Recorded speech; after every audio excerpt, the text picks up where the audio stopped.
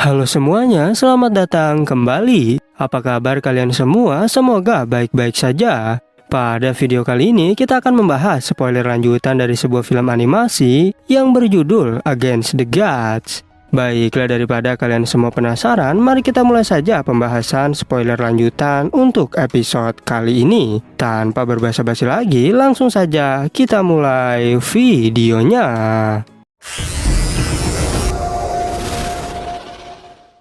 Cerita ini berlanjut, kita diperlihatkan Yunce yang bertanya mengapa ibumu mengizinkanmu menjadi kaisar Dewa Bulan. Qing Yue menjawab bahwa inti dari kerajaan Yue Wuya sangat kuat adalah harta warisan yang ia miliki.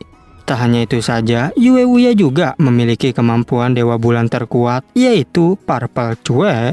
Qing Yue menjelaskan tak ada seorang pun dari keturunan Yue Wuya yang dapat mewarisi kekuatannya, sehingga hanya tubuh kaca milikku yang bisa menjadi penampung kekuatan tersebut. Yunce mengatakan, jika kau telah mencapai level Kaisar Dewa, maka umurmu semakin panjang.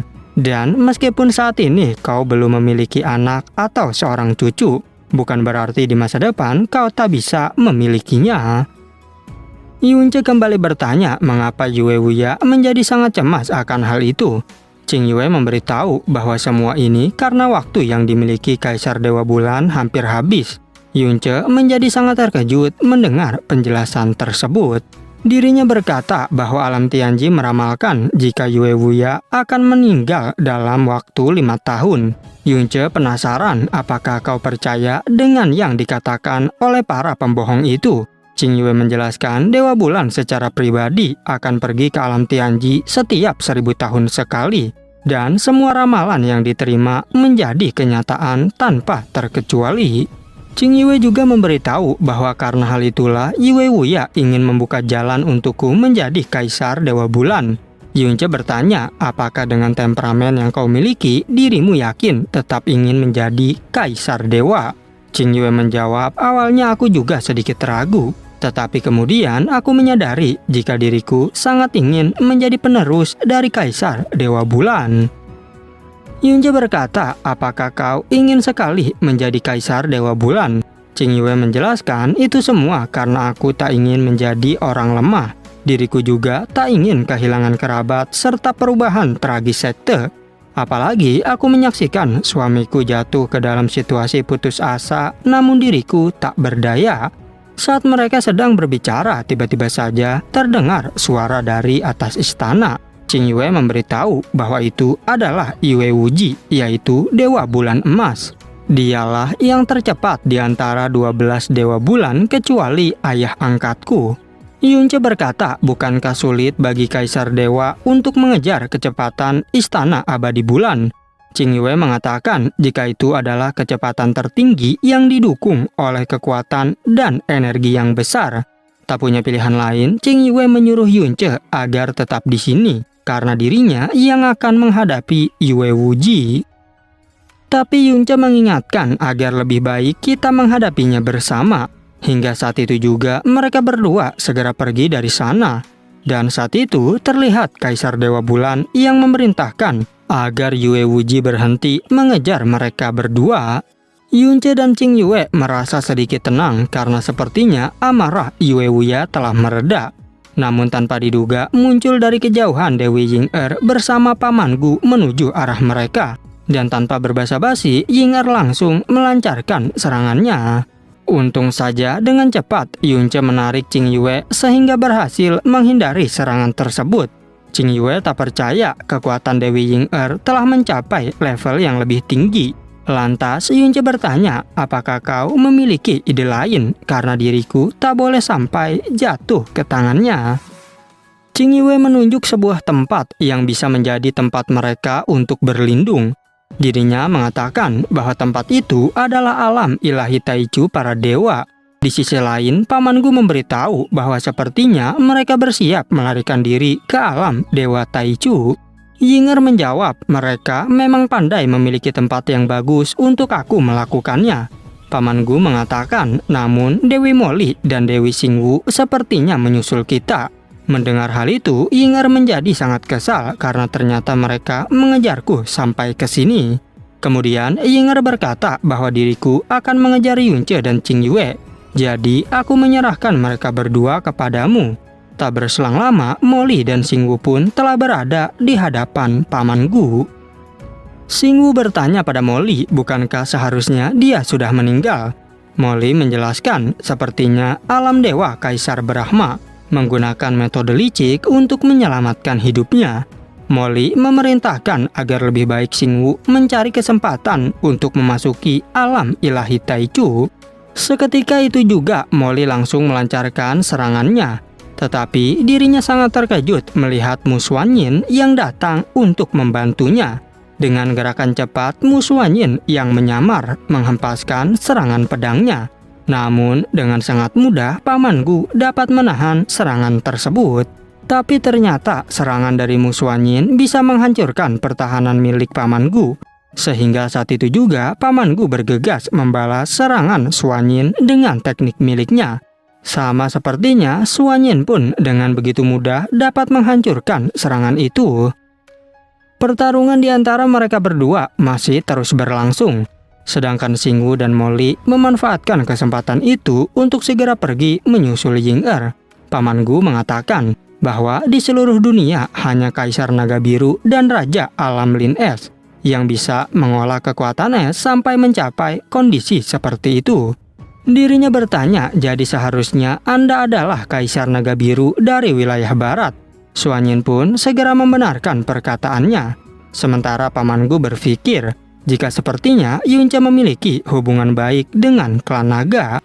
Scene berpindah pada Yunce dan Qing Yue di alam ilahi Taichu. Qing Yue menegaskan, sebelum kedua orang itu menemukan kita, sebaiknya kita sembunyi terlebih dahulu. Namun, tanpa mereka sadari, kini Ying Er telah berada di belakang tubuh mereka. Ying Er menyuruh mereka berdua untuk mendekat ke arahnya. Yunce mengatakan bahwa aku tak menyangka, untuk menikah dengan diriku, kau sampai mengejarku begitu keras. Sehingga dalam hal ini, bagaimana bisa aku mengecewakan dirimu lagi? Ying Er menjawab, kau sangat pandai berbicara. Apakah mungkin dirimu mengatakan hal yang sama untuk membuat Dewi Molly jatuh cinta padamu? Yunce berpura-pura tak mengerti dengan apa yang dimaksud oleh Ying Er. Sehingga karena kesal, Ying Er mencekik lehernya dan bertanya, lalu siapakah yang memberimu kekuatan milik dewa jahat? Yunce masih terus mengelak dan berkata, diriku tak mengerti apapun yang kau bicarakan. Ying Er menegaskan, apakah kau tahu siapa yang memberitahu Dewi Molly tentang warisan dewa jahat di wilayah selatan saat itu? Dan dengan sangat bangga Ying Er mengatakan bahwa orang itu adalah diriku. Dirinya juga menjelaskan bahwa aku jugalah yang meminta Kaisar Dewa Nanming untuk menunggu Dewi Molly terlebih dahulu. Kemudian setelah itu, aku menggunakan racun pembunuh dewa untuk membunuh Dewi Molly. Bahkan dikatakan Molly mampu bertahan saat itu karena dia menyerahkan tubuhnya. Dan bukankah kau adalah orang yang menyelamatkan dirinya pada peristiwa tersebut? Yunce berkata bahwa aku tak tahu apapun tentang semua yang kau katakan. Ying Er menjelaskan, jika seperti itu, aku tak memiliki pilihan lain selain mencari jawabannya sendiri. Tetapi saat Ying Er akan menjelajahi jiwa milik Yunce, Qing Yue segera menghentikannya. Dirinya mengingatkan, jika kau berani menyakiti Yunce, maka alam Dewa Bulan pasti tak akan melepaskanmu. Ying Er menjawab, memangnya apa yang akan dilakukan alam Dewa Bulan kepadaku? Dan apakah kau tahu siapa yang mengirim orang untuk menyerang Yue Wugao saat itu?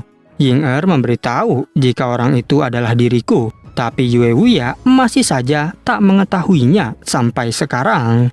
Qing Yue menjadi sangat terkejut mendengar semua penjelasannya. Ia tak menyangka, jadi kaulah yang menyerang ibuku pada hari itu. Ying Er berkata, ternyata dirimu adalah putri dari Yue Wugao. Sehingga tak heran kau memiliki hati yang berkaca-kaca dan tubuh yang indah. Seketika itu juga Ying Er segera memulai penelusuran jiwa milik Yunce. Tetapi tanpa diduga, Yunce mampu membuat Ying Er terpental menjauh dari tubuhnya. Ying Er pun bergegas menyerang Yunce sampai dirinya terhempas. Yunce yang kesakitan bertanya, apa sebenarnya yang kau lakukan pada diriku? Ying-er menjelaskan bahwa itu adalah segel kematian jiwa Brahma. Qing Yue segera meminta agar Ying-er melepaskan segel tersebut. Namun Ying-er tak peduli dan tak akan melepaskan segel kematian jiwa Brahma. Hingga saat itu juga Qing Yue berlutut dan memohon kepadanya. Qing Yue mengatakan, jika kau membuka segel kematian itu, maka aku akan memberikan tubuh berlapis kaca untukmu. Yunce menegaskan, jika kau berani menyentuhnya, maka aku akan membuat hidupmu lebih buruk dari kematian. Karena kesal, Ying-er pun segera menjentikan jarinya yang membuat Yunce sangat kesakitan. Dirinya juga menjelaskan segel ini disebut sebagai pencari kematian karena rasa sakit yang ditimbulkan melampaui jiwamu. Sementara itu, Yunce masih saja berteriak karena sakit dari segel jiwa Brahma yang ia rasakan. Ying-er memberitahu meskipun Dewa Naga mengambil tindakan untuk menyelamatkanmu, tetapi segel ini tak akan dapat dilepaskan. Dan dalam hidup ini kau harus patuh, atau jika tidak, dirimu akan selalu hidup seperti di neraka. Qing Yue berkata, jika kau tak membuka segelnya, maka dirimu tak akan bisa mendapatkan tubuh kacaku. Mendengar perkataan itu, Ying-er mencoba untuk mengambil alih tubuh tersebut. Namun tiba-tiba saja Molly datang dan menghentikan hal tersebut. Molly meminta agar Qing Yue cepat membawa Yunce pergi dari tempat ini. Tak banyak berpikir, Qing Yue pun bergegas pergi untuk keluar dari sana. Molly mengatakan bahwa hari ini adalah hari kematianmu. Molly segera melancarkan serangannya. Sementara itu, Ying-er dapat dengan mudahnya menghindari semua serangan. Tak hanya itu saja, Ying-er juga bisa menghalau serangan dari Xingwu. Ying-er yang sudah sangat kesal pun langsung membalas serangan dari mereka berdua. Bahkan Xingwu tak menyangka jika Ying-er sangatlah kuat. Molly pun berkata, sepertinya akan sulit bagi kita untuk membunuhnya. Sehingga selama kita bisa menahannya, maka kita akan memberi waktu untuk Yunce dan Qing Yue agar bisa keluar dari sini. Di tempat lain terlihat musuh Anyin yang masih terus melawan Paman Gu. Tapi saat itu Paman Gu menyadari jika sepertinya Dewi Ying-er telah gagal. Qing Yue berusaha untuk membuat Yunce tetap tersadar. Sedangkan Yunce terus kesakitan dan meminta agar lebih baik Qing Yue membunuhnya. Qing Yue berkata agar Yunce tak perlu mengatakan hal bodoh seperti itu, karena bagaimanapun caranya diriku pasti akan menemukan cara untuk menyelamatkanmu. Yunce bahkan sampai menggigit tangan Qing Yue agar ia mau mengakhiri hidupnya sekarang juga. Tetapi Qing Yue mengingatkan bahwa masih banyak orang yang menunggumu di benua Tianshuan. Jadi kau harus kuat dan tetap bertahan untuk hidup. Dan segel kematian jiwa Brahma bukanlah sesuatu yang bisa dilakukan oleh Ying-er seorang diri, sehingga pasti ada orang lain yang bisa melakukannya untuk menyembuhkanmu. Dan pada akhirnya spoiler untuk episode 123 pun bersambung. Oke, cukup sekian, terima kasih untuk video kali ini dan sampai jumpa di video berikutnya.